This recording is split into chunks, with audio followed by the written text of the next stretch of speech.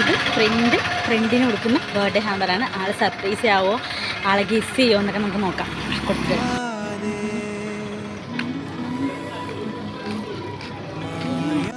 ആരാ തുറന്നു നോക്ക്.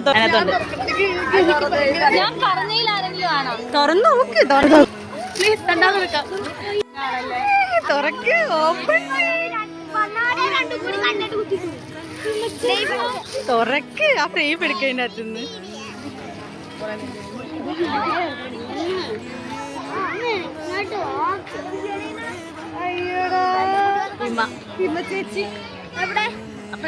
ചേച്ചിനോട് എന്താ പറയാനുള്ളത്? കെട്ടിപ്പിടിച്ചുമ്മ. Thank U.